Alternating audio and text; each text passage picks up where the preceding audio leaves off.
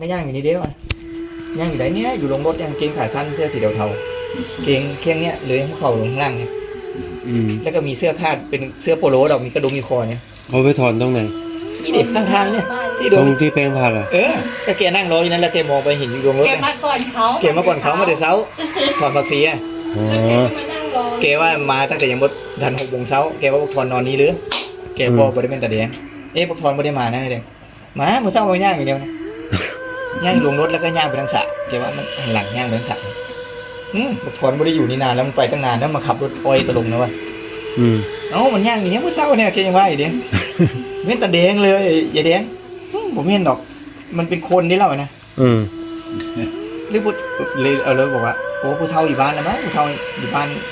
ใส่เกงสีอย่างเกก็บอกสีถือเดียสีออกมนมันมีกระเป๋าด้านข้างเนี่ยอยู่เนี่ย2 ข้างเลยของเขาลงล่างเนี่ยแต่ว่าเสื้อน่ะเป็นเสื้อโปโลถ้าโปโลผู้เฒ่าอยู่บ้านบ่เคยใส่โปโลนี่ใส่แต่ของกลมแล้วแกบอกสีเสื้อสีกางเกงเลยมาถามเพิ่นไงเพิ่นบอกบ่ได้ไปแล้วเสื้อกับบ่แม่นกางเกงก็บ่แม่นหรอกไอ้นั่นเองว่ะหน้าที่เป็นตาแดงนั่นแหละว่ะแกว่าเดินหันหลังแล้วก็ไปลงรถแล้วก็ไปทางสระนะบ่ได้เห็นหน้าบ่เห็นนะแต่เห็นเสื้อผ้าชัดเจนชัดเจนเพราะมันแจ้งแล้วดิเห็นด้านข้างแกว่าเห็นด้านข้างแกว่าเป็นบักถอนเห็นด้านข้างแล้วก็เดินเดี่ยวออกไปคุณกับกางเกงกับเสื้อแต่ว่าเสื้อเนี่ยหูว่าเป็นเสื้อคอปกมีกระดุมอยู่คอเนี่ยเข็ดชั้นเสื้อโปโลบอกไวๆนี่เนี่ยถอนเมื่อวันสิ้นหกกว่านี้อาทิตย์กว่าเนี่ยแกมาถอนบักทีให้มันบ่ไปไหนดอกแกอยู่นี่เราไปห่วงอะไรเราสรุปนี่โบเฮ็ดให้เห็นเดินไปบ้านแกบ่อยอยู่แปลอ้อยดำมาต้มอ้อยดำที่แกปลูกไว้ไปจิ้มในบ้านของมันใครบอกว่าอย่าห้ามไปจิ้มไปทั่วเรื่องล้างค่าบ่ยากค่าบ่เช่นอยู่นั่นเด้ที่บักทอมให้ไปนะจิ้มไว้น้อยเดียวเนาะตอนนี้กอบักใหญ่แล้วนะยังว่าได้จิ้มไว้แม่นบ่เนาะได้ไปดึงทีว่า4 ต้นมันติดหมดแล้วนะจิ้มไปทางน้ำด้วยก็แกบ่ไปในดอกแกต้องอยู่นี่แหละก็เหมือนตอนแม่นั่นแหละตอนสั่งแม่นั่นก็ถามอยู่เด้ไปบ้านแกนะเดินไปผู้หมออยู่นี่ขอนี้เด้อวะขออ้อยขออย่างก็มีแต่นกพิราบไปเต็มทางคายมีแต่หมาเมื่อนี้เราไปเล่นกองไม้บักทอนนะสังกะสีคุมไว้เดี๋ยวบักทอนมันมาก็หาว่าคนรักไม้ทุกมือเลยถ้าคนไปนะหนูมันอยู่นั่นหนูนั่นแหละมันไปลื้อสังกะสีเขาออกอ่ะเมื่อนั้นไป2 รอบ 3 รอบค่ำคุยทั้งเห่าเดี๋ยวบักทอนมาหาว่าคนมารักไม้นี่นะวันนั้นหนูกับไม้คนรักไม้มาลื้อสังกะสีมันบ้าพวกนี้เลยวะ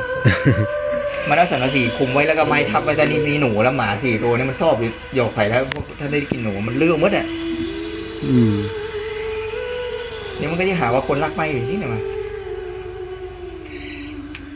เนาะได้เห็น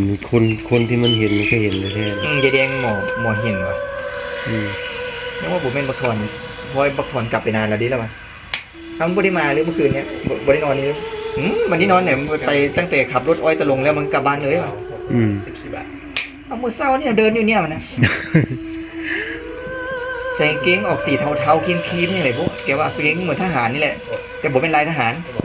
แต่ว่ามันมีกระเป๋าเหมือนทหารอยู่ด้านข้างนี่2 ข้างแต่ว่ามันสูงยาวลงมาต่ำเข่าลงมาเนี่ยเหมือน3 ส่วนเนี่ยแกว่างี้เสื้อนะออกสีอย่างว่าแกว่าแต่หัวเราเป็นเสื้อโปโลใส่เสื้อคอปกแกว่ามีกระดุมอยู่คอเนี่ยด้านข้างมีคอปกแล้วก็เดินออกไปพุ่นเนี่ยเดินช้าๆแบบแกก็ถอนแกก็ไม่ได้สนใจนะถอนย่างอยู่บ้านจนว่าขี่มาตอนเช้าก็ยังน้อยแกถอนพักซีนะครับแกถามมันถอนมานอนนี่หรือไงบอกเนี่ยมันไม่ได้มาเอาเมื่อเช้าคนย่างอย่างนี้ได้หรอไม่เป็นเพราะแสดงอยู่นี่เราเอาของ